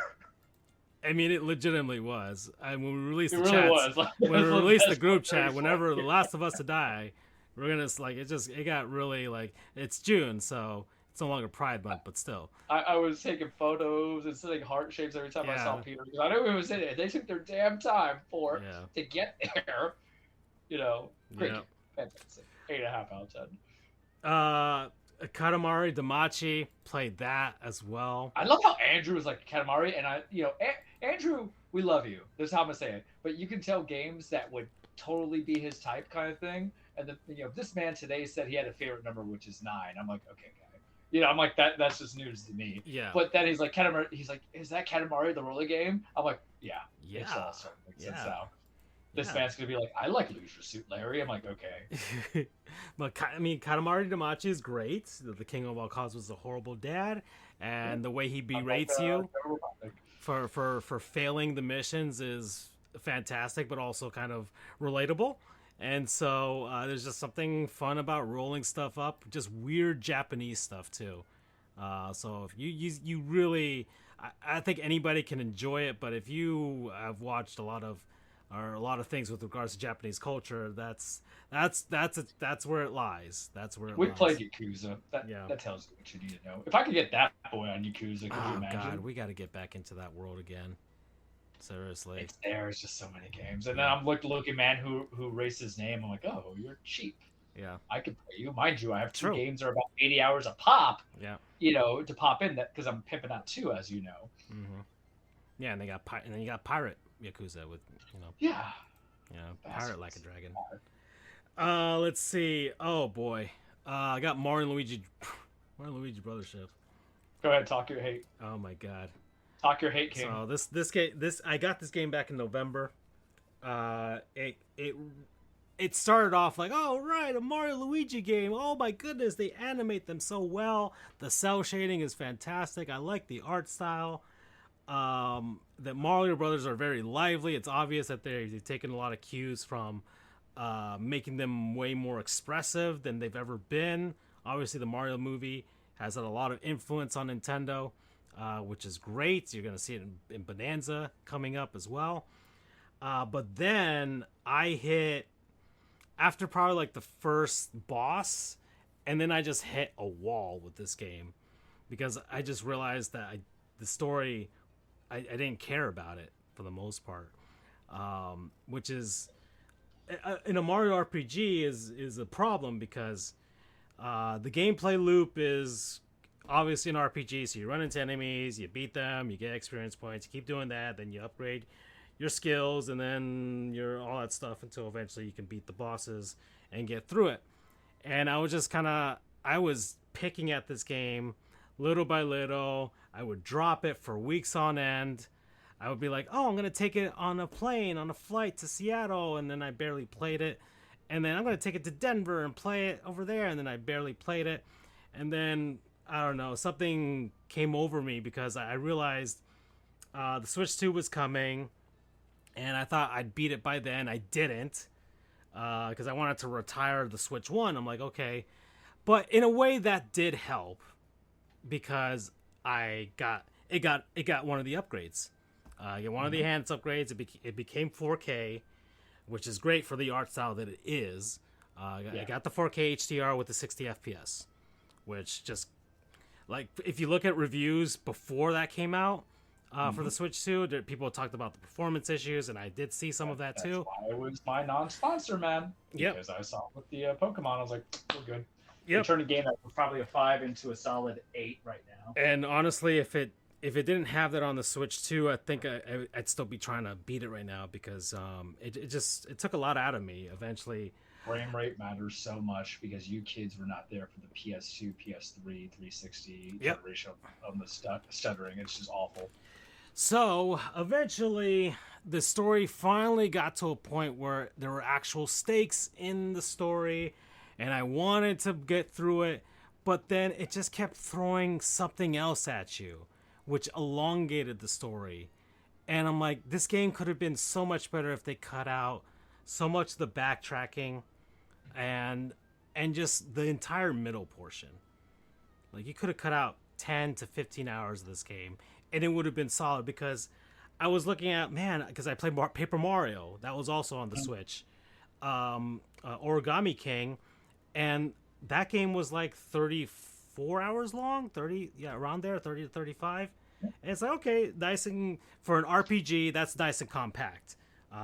And this one, I got into 47 hours.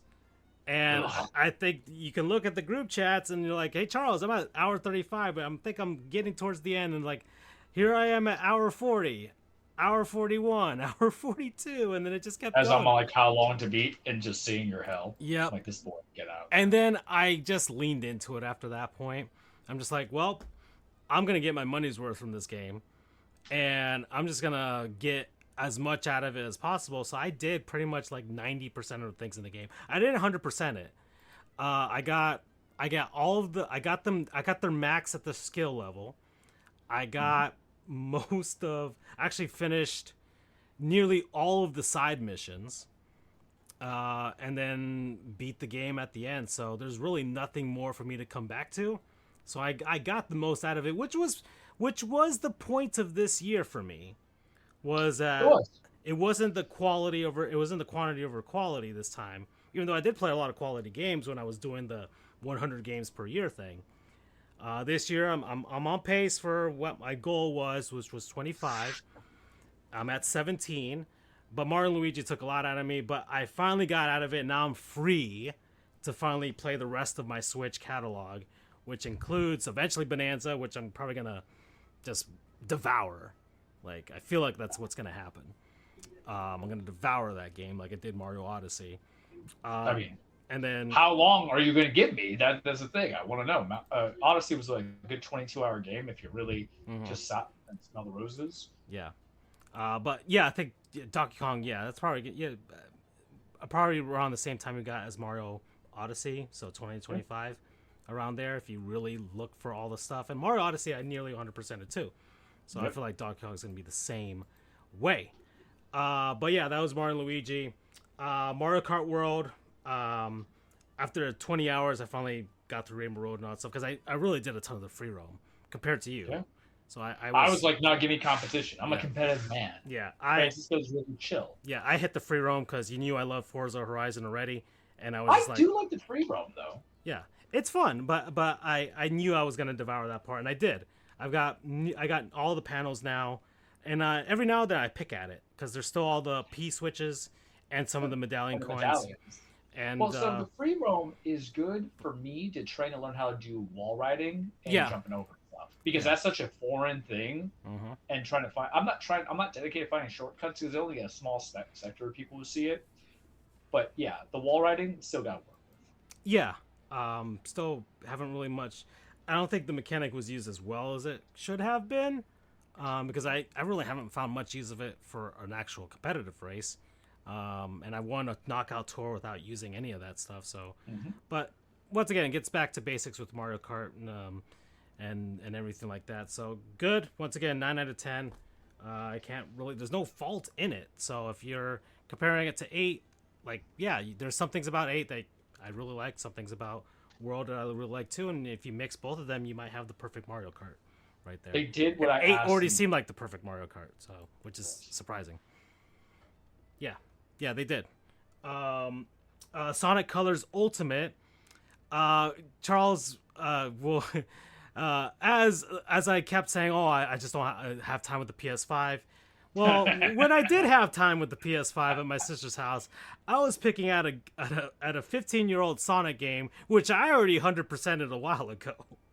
My meme is totally you. Yeah. So I played Sonic Colors, and I picked at it over the course of time.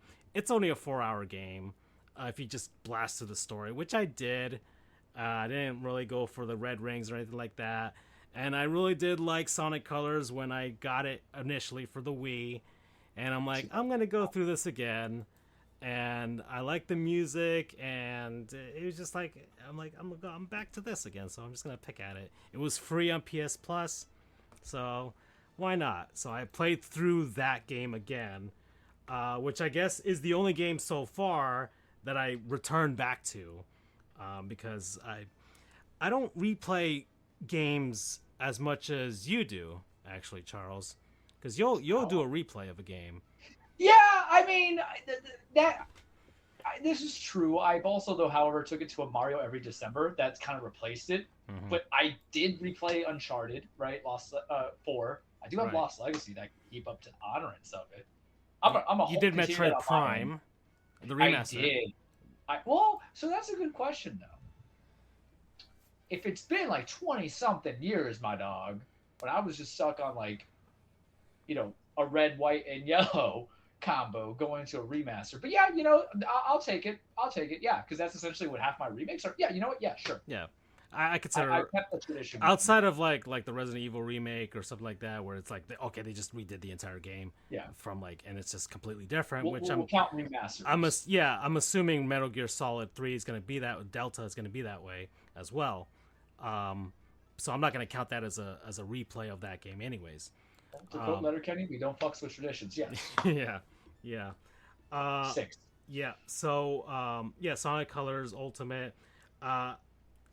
I gave that an 8 out of 10 because it's still a solid game. People complain about it because of the quality of the remake and all that stuff. I'm like, look, it's still the same game for the most part. Okay, so if you're looking for people are looking for a complete remaster of a Wii game, Sega didn't give you that, or a complete remake. Sega just gave you hey, just punch it up to HD and just be done with it. I'm like, okay, fine. Well, the frame rate would be more solid too on the PS5. Just don't buy that on the Switch. Yeah. And they haven't done any Switch 2 upgrades for any of the Sonic games so far, because I tested out Sonic Forces and it doesn't have it. Sonic Unleashed. So that's not a replay. I played that on my PC because someone ported the 360 version to PC with 4K and 120 FPS. And man, you couldn't help yourself. Oh, I could not help myself. And it's a fantastic port, by the way. Sonic Unleashed is actually a solid game. The Werehog is the only downside of it. It's not terrible, but it's just unnecessary. But it is the hardest of the 3D Sonic games. I will say that, because you really do need some skill. And now that they have a version that actually runs well, because it couldn't handle the 360 or the PS3. Case in point, earlier comment I made about frame rates back in the day. It matters a lot. People are breaking records and realizing that, and people are reassessing the game just on the fact that it got this HD or 4K upgrade with 120 FPS, and are like, oh, I can react to things now. I can see things now. I can finally play a game that doesn't stutter and stop or slow down or crash. So Sonic Unleashed is great, and if you can find it, I'd say give it a shot. I gave it a 7 out of 10, but it'd probably be a 7.5. Just the only thing that I docked it points for was for the Werehog, which is what everybody does for it. So, but the Sonic portions, fantastic, and it's the hardest of all of them, but it probably had the best quality levels compared to Colors, and maybe Generations is a little bit better in that sense, just because it's not as grueling. But if you want a challenge, it's Sonic Unleashed. Sonic the Hedgehog Pocket Adventure, which I played. How many Sonics did you play? This is all new to me, everybody. These are three. Sonic Pocket Adventure. I played that on my phone. It's a Neo Geo Pocket color game. I never got the chance to play it because I never owned that system. Neither did anybody else. And it's just downgraded versions of some Sega Genesis levels that they put into 8-bit, which would have been really cool back in the day when we were like 10, 11, 12 years old and could have had that in our pocket. But now I'm playing it years later. Solid game. Nothing wrong with it. I gave it a 7 out of 10. Just like, hey, this is a good time for a Sonic fan for sure. Mario Strikers, I also played. It's actually fun. I hate soccer, but I can see why people really like this game. And I gave that a 7 out of 10. And then Tetris on the Game Boy. I played through all of that. I, got to the credits screen for all of that too. So that's Wait, it's fun. possible to beat Tetris? Yeah, you can get to the credit screen in Tetris. Yeah, after I just remember. reach 20 levels when it gets super fast, and you get to a credit screen. Wow. Yeah, and then Witch Punk, which looked better in the trailers, but it's not a great game. It's a 6 out of 10. I thought it was like a Tony Hawk style game with but you're like a little witch, and it's not. In fact, I probably would give it a 5 out of 10. Now that I'm thinking about it again, we're really disappointed by that one. And those are the games that I played, Charles. So that's my list. All right, so I am making, even though I was in classes, I was still making good progression on some of the games, partially because I had long gaps. And then the summertime did help out because I took one accelerated summer class. So in the order of how I beat them, I'll give you rankings, and then I won't give you my top. I could give you my top 5, sure, but it's not fair because I have 2 games that could possibly be in my top 5 once I beat them. So my first game I started out, started in late December, but bled over to 2025. Paper Mario: Thousand Year Door. I got the good Mario RPG. That was fantastic. 8.5. You got the best one. Yeah, I got the best one. Did it drag in the tooth a little bit? Slightly, just a little bit. But the backtracking was fine. I put 39 hours in there. Yeah, it's of its era. Once again. Yeah. But that's the thing. These are the remasters I want. I don't want Last of Us, and I like the Last of Us series. I don't need it for every console generation. I didn't get to play Thousand Year Door when it came out on GameCube, right? So, boom, I got this. And I thoroughly loved it. It was beautiful. I took little pics of it. I love the ending. I love how it all came together. I like Luigi just telling me these stories about what happened off in the other kingdom. And I'm kind of like, I want that game. Yeah. Just saying. You missed an opportunity, Nintendo. You really did. They could have. They could legitimately make because everybody thinks he's making it up, but they could make an actual game where it's like, oh no, this actually happened. All I'm saying, it could have worked well. And the combat was smart, not overly sophisticated, simple.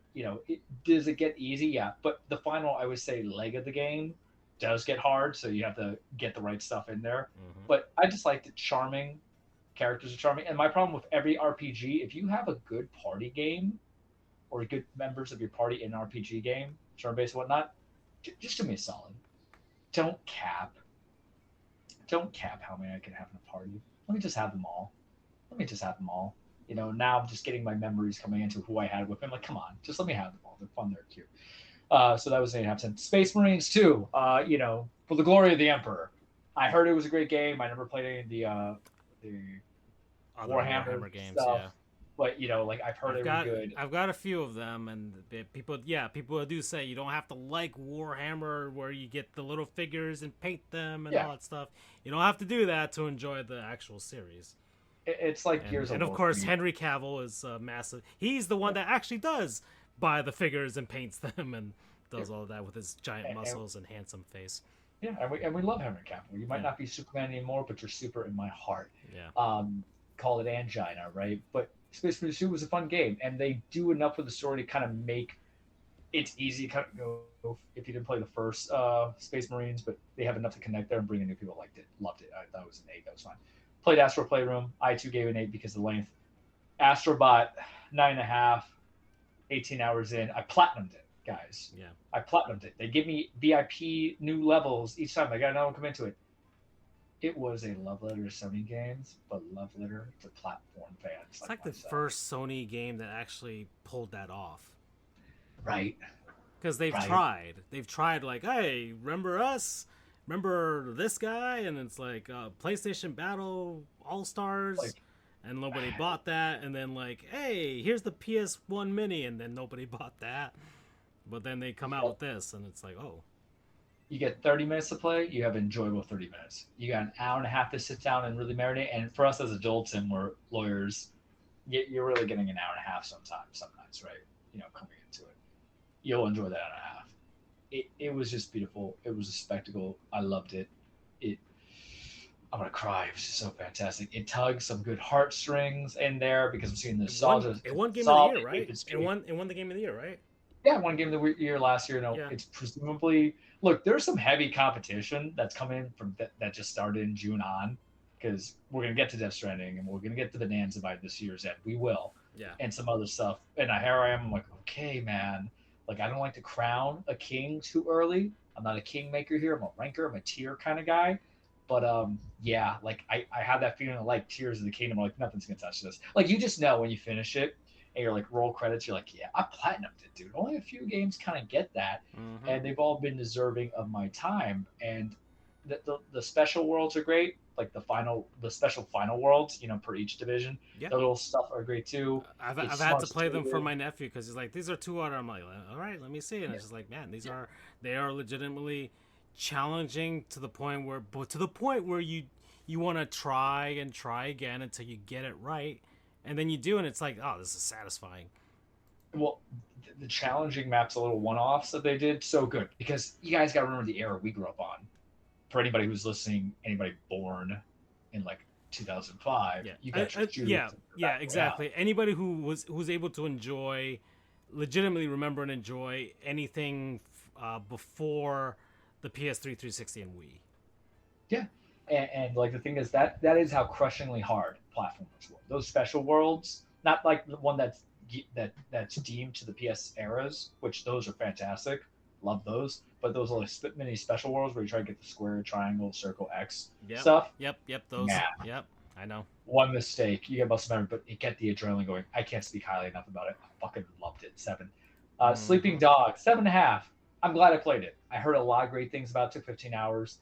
I did not play any DLC because when I looked at what the DLC was, like I could just see it. Maybe I revisit it, but I got that for like $2, and I was like, I'm gonna play. I need like an old beat 'em up action game that was from that era. It was the remastered definitive edition.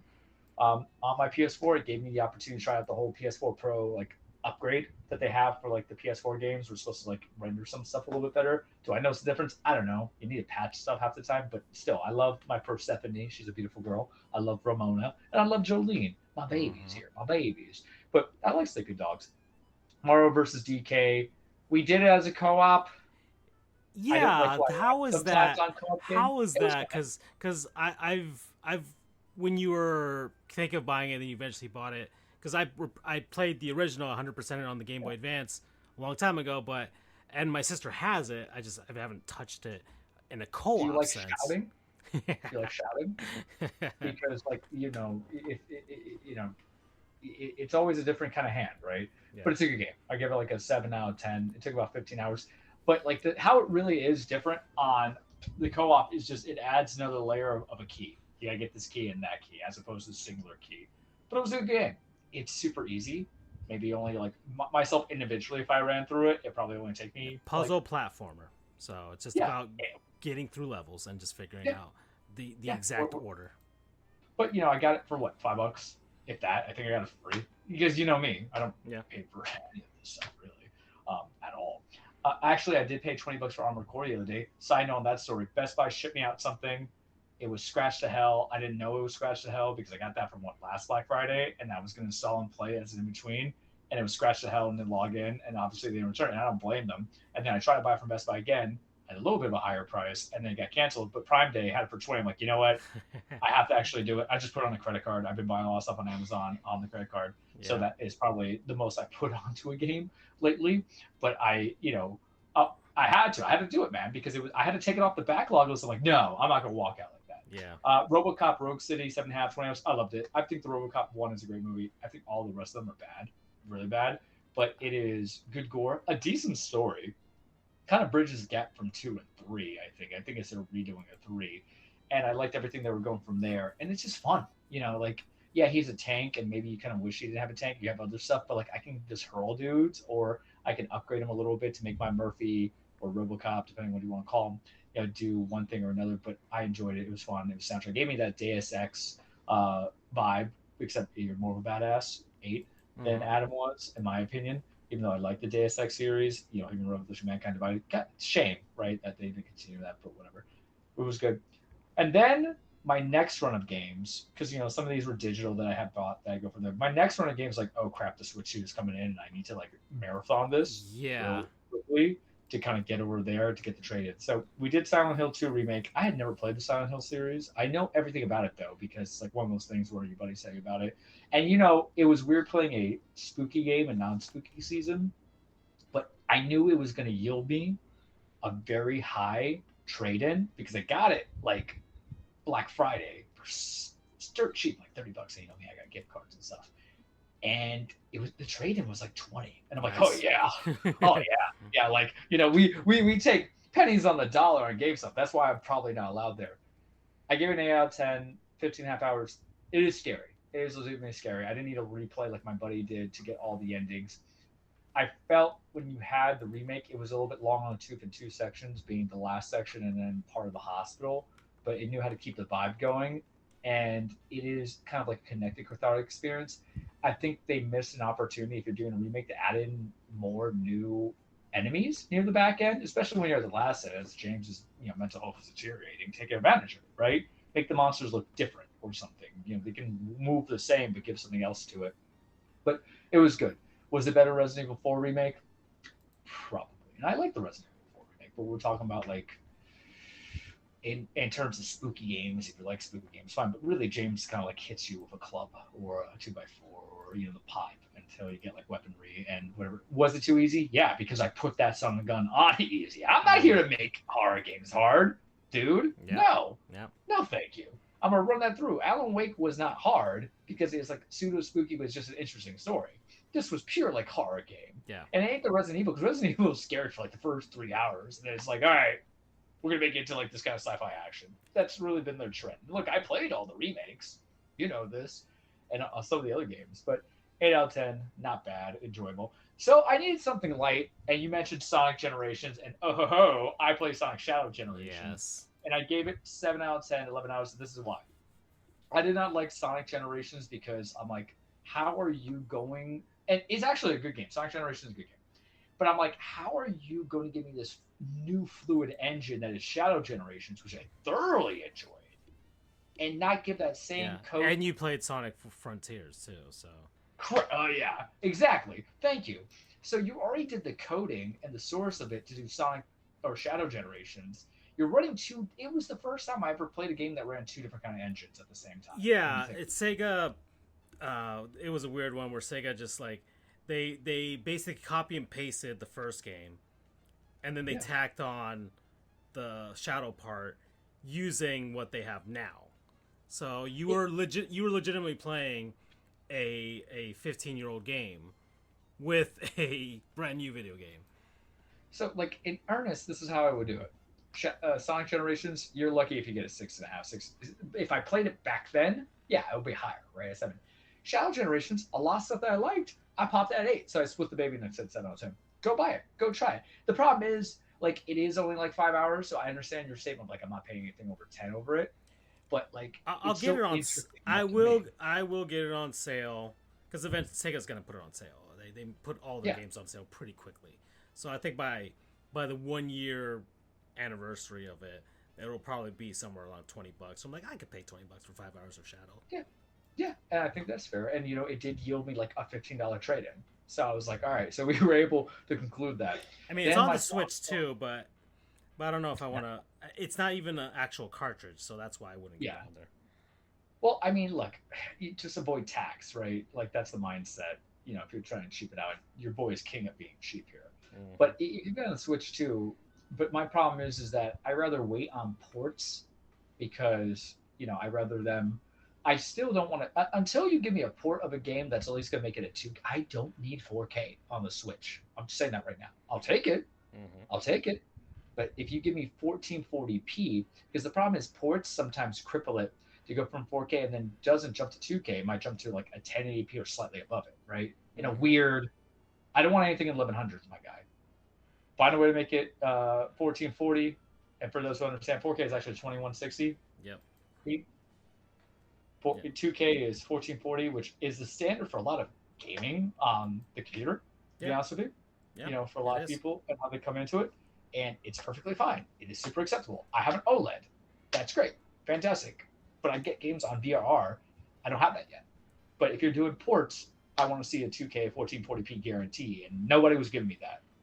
And I'm looking at Split Fiction, but I'm like, if you're gonna give me fucking 1080p 9, that isn't on the handheld but docked, I'm gonna say no, thank you, respectfully. Mm-hmm. Plain and simple. But that's my opinion of it. Something that was worth the 1080p as a swan song of Switch was the Metro Prime remaster. And it's so weird, man, that my top three, two of them might be remastered games, and it tells you something when remasters work because I loved it. I cannot give it a 10 because you gotta give me an arrow or something. And that's the way Metroidvania games are, but it is very esoteric in explaining what you need with those Chozo artifacts. I'm like, how did I do this at 15? And then I realized I probably bought like, I probably used Cheat Code Central. That's a callback for anybody. Oh yeah. Before there was really IGN, GameSpot, Yeah. or anything else. Oh my and you god. don't want to pay for a magazine, but you know what I'm talking about. I know exactly. Yeah. Everybody's hairline just receded, and we got more back hair saying that. Yeah. Because the way you had to kind of backtrack in no particular order to kind of, because you're not backtracking, but you kind of back, like I have no problem backtracking with the weaponry once you get it. I think that's an incentivization, right? But when when you literally don't know, well, one thing's being harbored because there's no communication really to know that, hey, it's in the sun tower, right? And you just got to climb all the way up top and stuff like that. It stalled unnecessarily, but it played well on the Switch, exceptionally well on the Pro Controller. The dual stick, man, because for people who don't remember, you had originally, however, the game, and some people love the GameCube controller. I could care less on, but I probably played the wrong games on the GameCube to hate the controller, right? And then when you had the Wii controller, it was more motion control based, dual stick, perfect for Metroid Prime. Beautiful, so good, so engaging, so interesting. We are going to be there for 4. I'll be there. You know what? Screw it. I'll be there for Echoes and for Corruption, even though I own Corruption on my Wii, but that requires me to go find my stuff and put up the Wii and stuff. That will bleed my eyes out. 13 hours, but like the in game data was 13 hours. Probably tack on another 2 hours just looking at artifacts and stuff. Going from there, and I still never got like the good ending. I'm like, how? I scanned everything. What do I miss? But it's Metroid. So. You have to get all the items and you have to beat it as fast as you can. So that's the point. Yeah. And but so that's the good ending is you get Samus with her helmet off, and then you see the post credits ending, which just ties into Metroid Prime 2. So yeah. Well, we say that now, but when you're 14, 15. And you have to go on Cheat Code Central. We didn't have YouTube, kids. I would never know what the endings were. I remember having the side note. I remember about the Kingdom Hearts secret ending. Every now and then, I'm like, did I ever get the 100% ending? And then I look it up. Every now and then too. Yes. Yeah. Well, I just like it, but fantastic game. I'm not going to give you my top 5ers yet because I need to compete some games together. Mario Kart World 8, I already talked about. I played Liza P. It is not my first endeavor into a Soulsborne game. Yes, you were playing that while I was trying to finish off Mario and Luigi, and you were questioning who was having the rougher time there. Yeah, so here's the thing. I hate being on the show, because if I never was on the show and I've never met you and some of my other friends, I would have catered to the same sensibilities I always kept to, right, in my gaming. It would have been, give me a platformer, give me an action game, give me a sports game. Never did we do the RPG turn-based. Never really want to do the JRPGs. And you're like, oh, well, not that bad. You should try some stuff. And then my other friend's like, yeah, you should give it a chance. Because the thing is, you have to grow as a human being. And I was in my 30s when we started the show, right, roughly around it, right?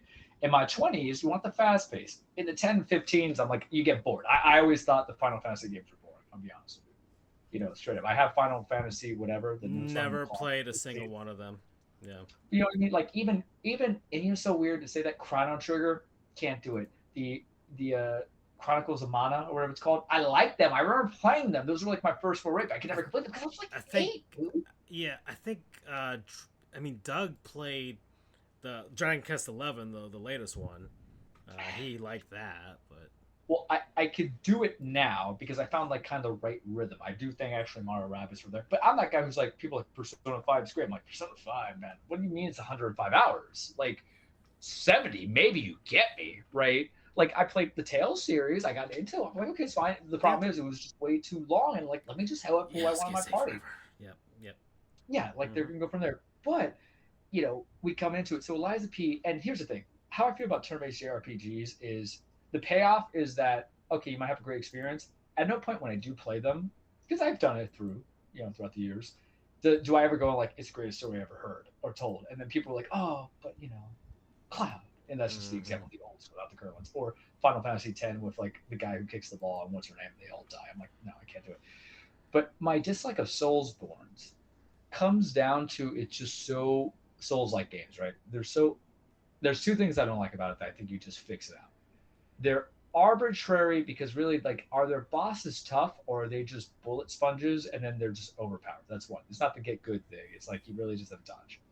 The second complaint I have with it, actually, it's my prime complaint, is that if you're supposed to be a developmental RPG, essentially, right? Everything's an RPG these days, right? Yeah. But the idea is that you're collecting souls, that's your XP, right? Experience points. It's the same thing, guys. But their thing is that if you die, you lose it, but you can go back and reclaim it, and then you die again, you lose what you have. Well, really, you're just stalling progress for me to finish the game quicker, because that's why Elden Ring's like 100 hours, right? That's the example I'm giving. So that's kind of annoying. Liza P has it, but I like Liza P, and I'm going to tell you why I like Liza P. But this is my attack console, because I tried Dark Souls. Couldn't do it. I got Blood Rain out there. Don't want to do it. You know what I mean? And my third complaint, and it's really simple, and I get it, and it makes a lot of sense, but they have a stamina bar, right? Your stamina bar is for dodging, running, sprinting. You don't jump for whatever reason. I think you can to a degree. But then the thing is, the swings that you take also deplete your stamina bar. And I have the simplest solution for you. You add a third bar, and you call it endurance or strength bar. So your stamina bar could really be leading on the dodging, and then your strength could be talking about the impact and the amount of impact, just like how a JRPG gives you on the points. When you go, you're like 100% hit, 60% hit. It's the same thing. And you know what that's going to make, Francisco?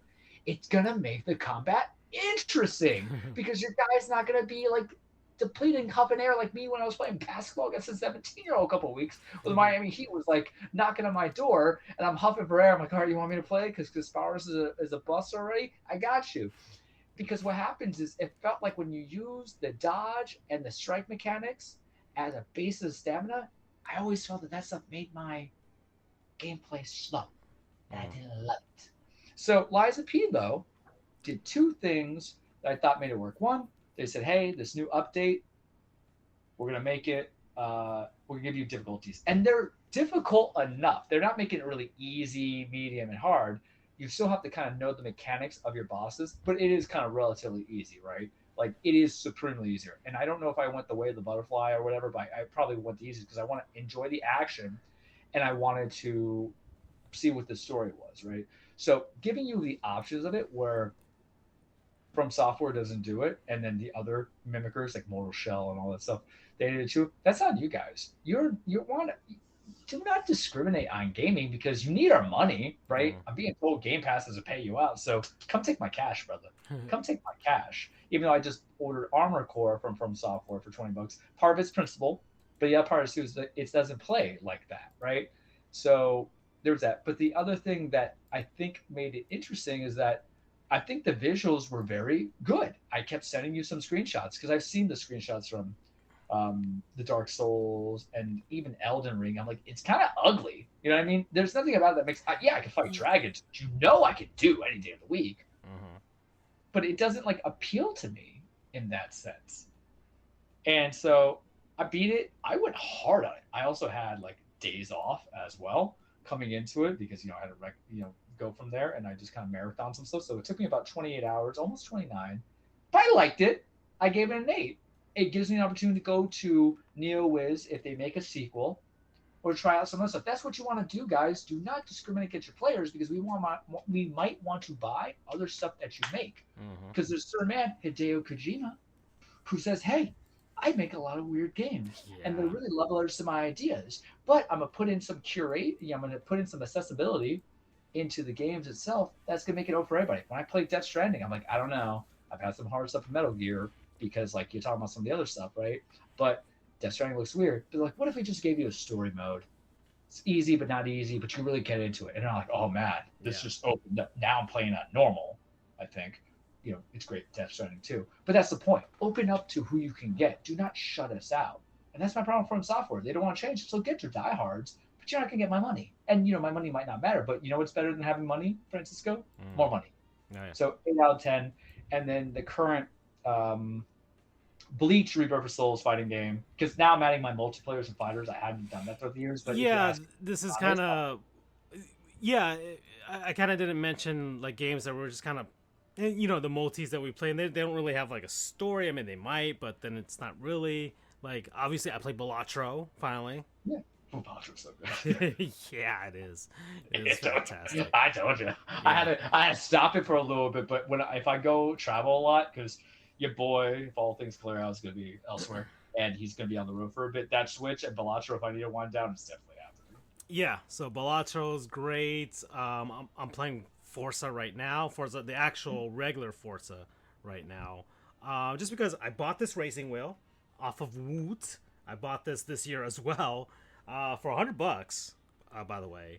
So a decent racing wheel, 900 degrees of rotation, force feedback, all the stuff that you want from it with the pedals and everything like that. And I'm just going to put on a podcast and just drive, which is the way that I enjoy racing games. That's what I like about racing games. It's how I've been able to play Mario Kart for so long as well. I really like racing games, and there's in Game Pass, there's a few Need for Speed games that are on there that I haven't touched yet, so I'm actually excited for that. Now that Andrew's in this and I'm trying to coax him into some stuff, there's some of those in multiplayer. Maybe we could do some of that tough stuff too. So I'm actually, I might actually have a partner for that one as well if he wants to actually hop in every now and then. We're gonna break him. I promise you. But you've been playing. We've had some multis because we have this downtime between now and Donkey Kong, and then but you've got Death Stranding, and unfortunately it didn't come out on PC at the same time, so I can't be a dad at the same time. I am 3.5 hours in, and I feel like Kojima's doing something special, and I have to really curate what I send you. So I'm trying to send you just me out on a mission. Yeah, you could, or just like send me a screenshot and be like, look how gorgeous this is, that type of stuff. Oh, it is beautiful on Ramona. I got VR, I got that 120 FPS because it looks like the director's cut, which I played, but then some. And then I think I sent you minorly him like traveling in like a snowstorm, or not snowstorm, a sandstorm with lightning. And I was like, brother, my eyes were hurting. I was contemplating. I thought I'm an old man, or it's just so well done. What they were doing there is just beautiful. I'm like, do I have to like lower the brightness on my TV? I'm like, no, I will adapt like a man. But yeah, and that's the problem because it also makes great use of haptic feedback on my controller because, I don't know how you played your Death Stranding, but because, the PS5 controller, it's so I play with the controller. But how they do the haptic feedback. Like, I didn't have that. If I did, I can buy a PS5 controller because they do make the if you do connect it, they do have it on the PC version. So I'm going to assume whenever they do have the Death Stranding 2 on PC that they'll have a PS5 one. So I may at the very least just borrow the one from my sister's PS5 and just kind of play it. Well, so imagine it's like, when how you'll struggle to left or right if you overload your thing, your porter, essentially, Sam, and your cargo. So the thing is, like, if you have to go right, you feel the tension in the right trigger, and you feel the tension in the left. Okay, yeah, all the stuff with that you felt in Astrobot and all the stuff. Yeah, so yeah, that's precisely the thing. So it's like, you kind of want that, That it makes more the game. Because Kojima is an experienced kind of developer. He isn't like a one-note. He doesn't want to just do a great story. He wants to get you a great story game. He's an ambiance guy. It's about the sound. It's about the environment. It's about the gameplay. He's just top levels down. He just got blackballed by Konami, which is a good thing to a degree because they would not have gone for this kind of IP. Yeah. In a heartbeat, they would not have gone IP. They were doing gacha games for the longest time, man. Yeah. Get out of here with it. Mm-hmm. So it's that, and I'm also doing Pokemon Scarlet. So because now it's a fully functional game, and that I'm like 15 hours in, and there's too many Pokemons, but whatever. Do get the Pokemon Home app on your Switch because you can transfer over some of your stuff, not all of them, because they are region-specific ones you can't transfer if you played Let's Go Pikachu or when you did Shield. But I'll tell you now, man, I already kind of like it more than Shield. Shield was kind of there. I think you said the same thing, and I was trying to tell myself, oh, it's not bad, but that was my first, like, real 3D game version of it because Let's Go Pikachu was fun, but, You know what I mean?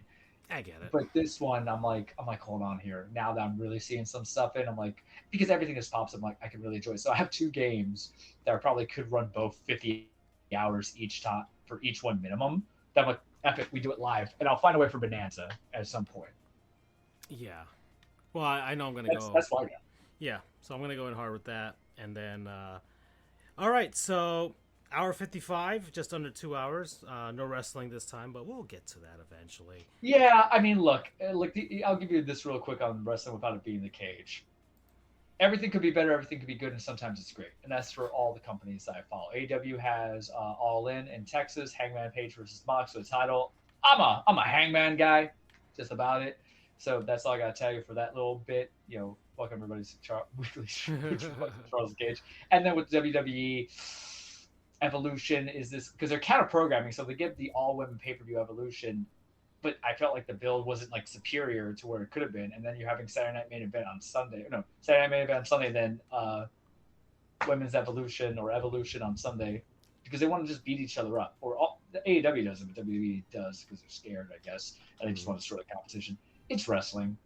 What I like, someone's gonna hate. When someone hates, I'm gonna like. But when I do bring it back, when the dust clears, we'll do a state of review like we've done a couple of times.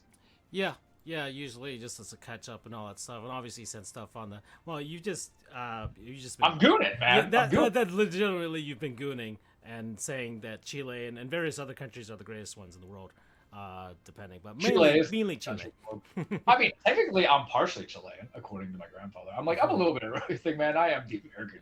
Yeah, which is why you're black.